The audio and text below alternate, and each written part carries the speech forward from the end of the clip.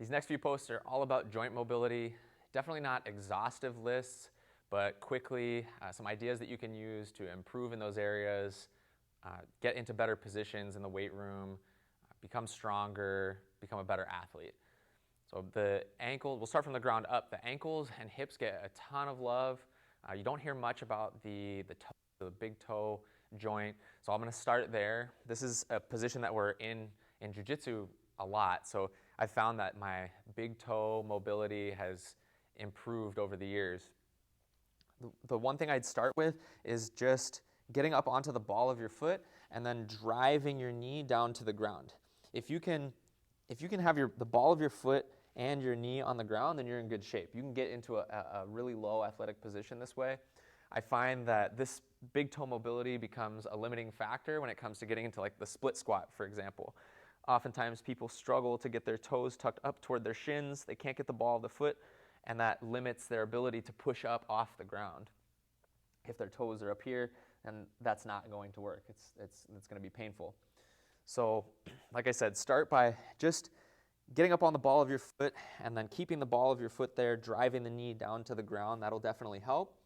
Another thing you can do is try to just pick up your big toe. You can pick it up off the ground, pick up your toes.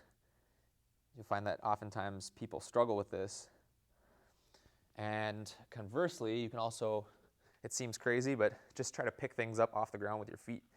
So kind of squeeze here. You can pick up the band. Do that with both feet. So that's a good way to work on just big toe mobility in general. Your ankles. This is one of the first screens that we do is ankle mobility screen. I use a fist and my thumb, put it up against the wall, and then line my foot up with my fist. From there, I'm in that split squat position, hands on the wall, and then I'm going to drive my knee forward as far as I can without lifting my heel. If you can get to the wall, you pass, right? That's just kind of baseline requisite ankle mobility. If you can get to the wall, then you can move your foot back, and you can just keep pushing that mobility, make sure that your heel stays on the ground. If you don't feel comfortable getting into that split squat position, then you can use the bench. You can stand on one foot, place your foot up on the bench, and then just place your weight forward.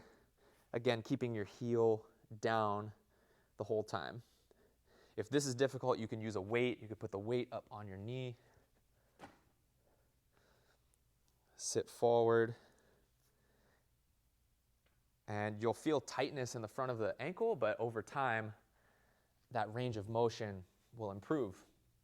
As far as the hips go, we use split squats a ton during our mobility portion, just to work on just hip flexion here. We'll use lateral squats. Again, keeping the feet parallel. I want to make sure that they're wide enough that my knees don't track outside of my toes, but I'm dropping my hip as low as I can. Trying to work